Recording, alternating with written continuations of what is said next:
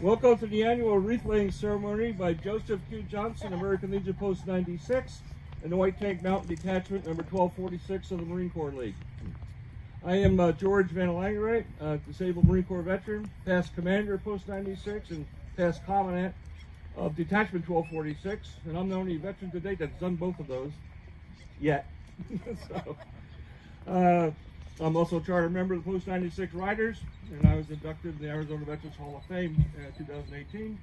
And I served the city as chair of the Veterans Disability and Human Services Commission. Many of you have never heard of Joseph Q. Johnson, American Legion Post 96. We just this month received permission from National to change our name to honor Joe Johnson, better known as the Baby of Baton. Joe lived in Sun City and was a member of our post for several years. Joe's last public appearance was at the Northwest Valley Veterans Association Memorial Day ceremony on May 29, 2017. I know Ed was a friend of Joe's, knew him personally. A few introductions before we get started. My dear wife and support staff, Karen. Jerry Pontius, past commandant, and currently serving as senior vice commandant of the Marine Corps League, and his wife, Sandy. Mike Elliott, Commander-elect of the Joseph Q. Johnson American Legion Post 96, our guest speaker for today, and his lovely wife, Gail. Andy LaCour, Commander of Joseph Q. Johnson American Legion Post 96.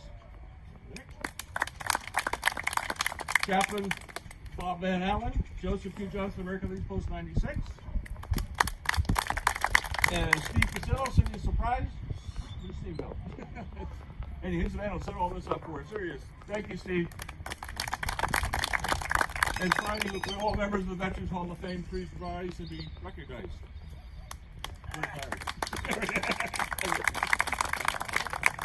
And finally, last but not least, our city officials, Mayor Skip Hall, Vice Mayor Roland Winters, Councilman Ken Brunley, Councilwoman Nancy Hayden, Councilman David Sanders, Councilman Chris Todd, and let's see, Seth's not here. Okay. We would like to do, oh, Patrick Duffy, I skipped you. Councilman Patrick Duffy. Last but not least. Okay, I'd like to start with honors to our flag. Please rise as you are able and join me in the Pledge of Allegiance. Hands to lift. I pledge allegiance to the flag of the United States of America and to the republic for which it stands, one nation, under God, indivisible, with liberty and justice for all. Chaplain Van Allen, would you please offer the invocation?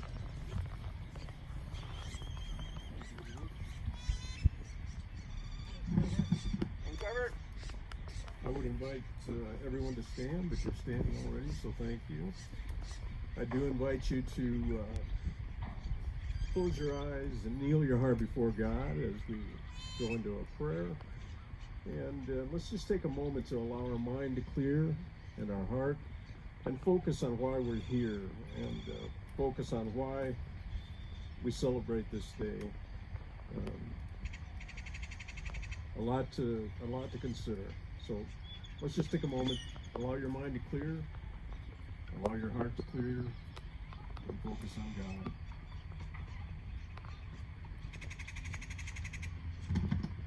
Father, thank you for the sacrifice that so many have made, the freedom of our country, and those that have sacrificed for the world, for those who gave something, for those who gave all.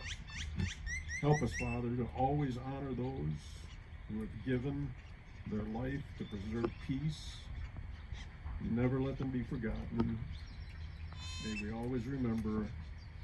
May we never forget. In the name of Christ I pray. Amen. Amen.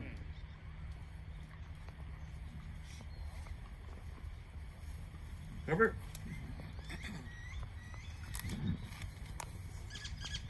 Today we're going to be talking about, oh, you may be seated. Today we're going to talk about World War II and the aviators that fought in World War II. And it's only fitting and proper that we introduce a World War II veteran among us. Mr. Ed Forrester turned 91 this week. Thank you for being here, Ed. And his lovely wife, Lillian. She with you? Yeah. I don't know. Memorial Day was originally called Decoration Day. People would decorate the flags of veterans with flags and trinkets. After World War I, the poppy flourished in Europe. Scientists attributed the growth to soils in France and Belgium becoming enriched with lime from the rubble left over by the war. From the dirt and mud grew a beautiful red poppy. The red poppy came to symbolize the blood shed during the battles following the publication of the poem Flanders Fields. The poem was written by Lieutenant Colonel John McRae, a doctor, while serving on the front lines.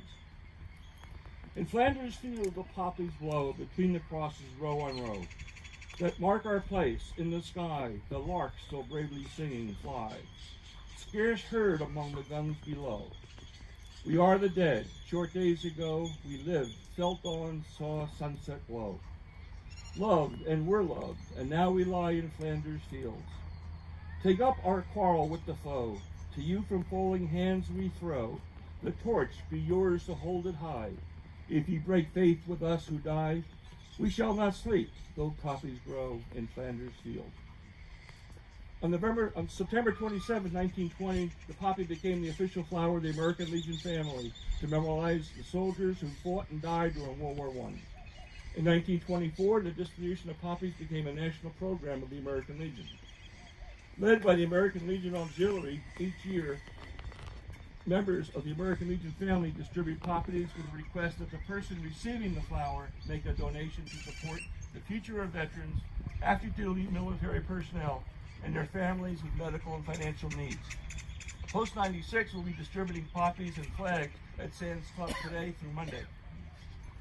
And at this time, a little history of where we are is appropriate. On 8 August 1940, the same day as the Battle of Britain began, President Franklin D. Roosevelt directed the military to produce 12,000 pilots annually. In response to that order, the Army Air Corps conducted feasibility studies for the construction of 8 new airfields.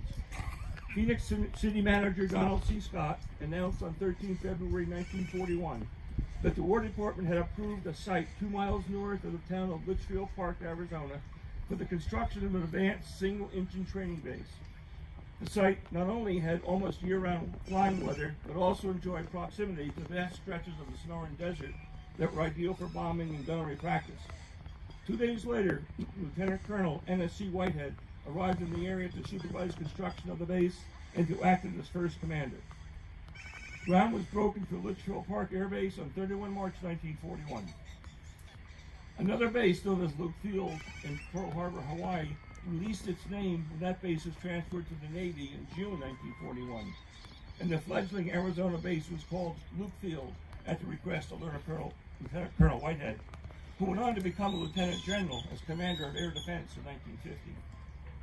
On 6 June 1941, the installation was renamed Luke Field to honor Second Lieutenant Frank Luke Jr., a Phoenix native who was awarded a World War I ace and the first aviator to be awarded the Medal of Honor. The first student pilot class began training the next day. The class of 45 students, class 41F, began advanced flight training in the AT-6, although only a few essential buildings have been completed. Flying out of Sky Harbor Airport until the Luke runways were ready, pilots received 10 weeks of instruction, and the first class graduated 15 August 1941. Captain Barry Goldwater served as the Director of Ground Training the following year. Auxiliary Field Number 3 was simply referred to as Spider Field. It was located 12.5 miles west-northwest of Glendale and became a Luke Field asset December 1st, 1942. We are standing slightly south of the western apex of that field.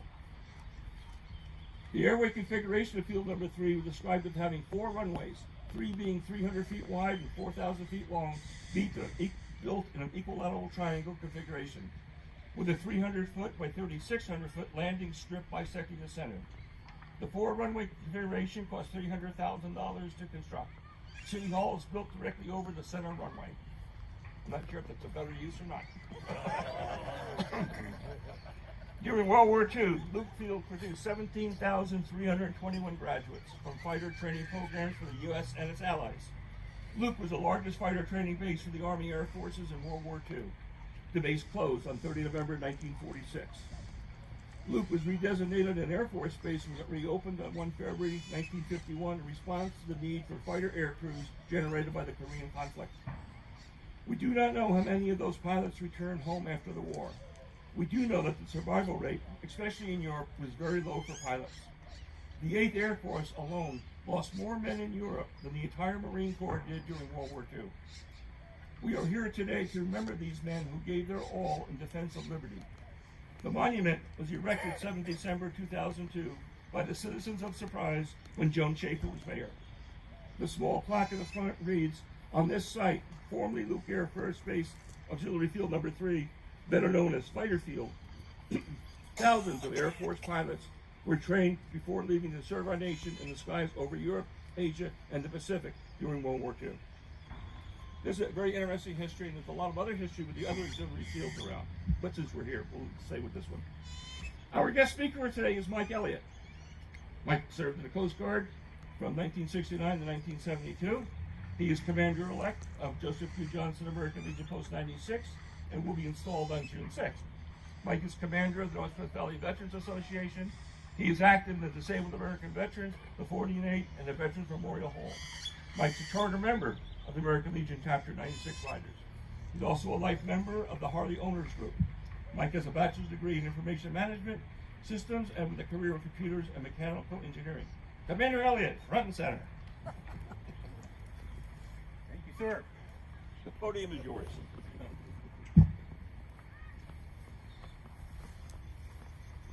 As you can tell from that introduction, yes, I was in the Coast Guard. Not too many people know what the Coast Guard involvement was during any of the wars that we had here in the for the United States. I want to first say that the Coast Guard was established August 4th, 1790. It is in existence the longest serving military or seaworthy force that this country has. To begin the setting for how we're involved in wars, in 1915, the life-saving services had become the U.S. Coast Guard. That was merged with the Treasury Department, which is where the Coast Guard had actually started in. And in that same time, the Coast Guard was established to become a military service and a branch of the armed forces at the United States at all times. In 1939, lighthouse services were added to that, so now you know that we have everything that we can to be able to protect our coast. But we do more than that. In 1939, President Franklin D. Roosevelt had ordered the Coast Guard and the Navy to form a neutrality patrol, which observed any of the shipping activities in the Atlantic at the moment of the enemy, like Nazis. In 1940, the President ordered the Coast Guard to establish weather observing services. So these are floating services that stayed out in the ocean, both in the Atlantic as well as the Pacific, and helped guide the other navies out there as to what the weather was going to be like for their battles that they had to go into. Later on that year, the Espionage Act of 1917 was invoked by the President so that the Coast Guard can become the port security by guarding piers, patrolling shipyards, and waterfronts. In that same year later on, Congress passed the Dangerous Cargo Act. The Coast Guard was assigned oversight of all the shipping that's coming in to make sure that there is no dangerous explosive cargo coming into our harbors, aka the Nazis trying to do espionage and anything else to disrupt our activities here. September 12, 1941. The very first U.S. raid was performed by the Coast Guard. They found a ship that was off the coast of Greenland, sending people ashore with what looked like radio equipment. They did an investigation. They went ashore and caught these people, and it turns out the Nazis had sent people to shore to radio command the U-boats of all the activity that's going on and all the shipping lanes in that area.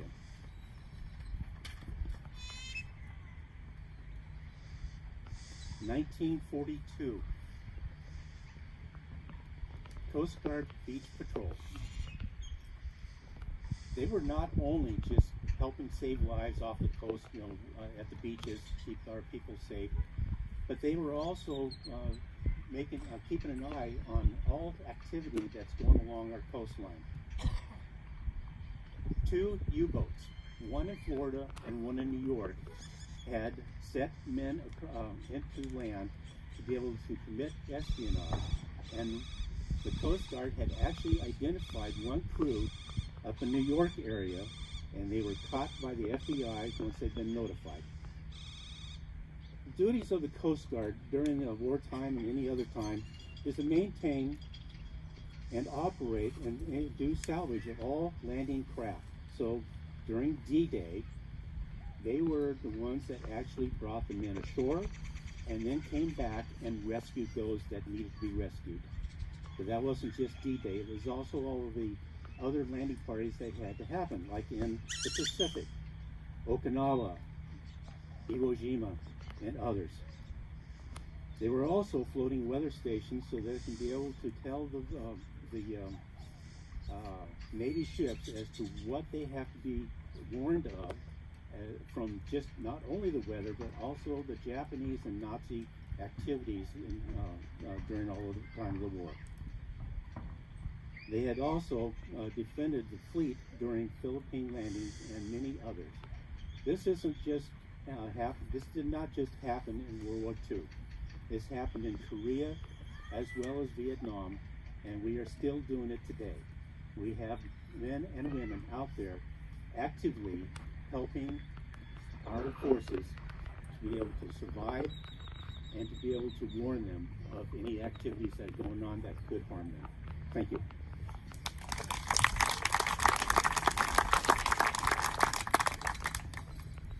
Thank you, Mark. Learned a lot about the Coast Guard. We will now conduct our wreath laying ceremony.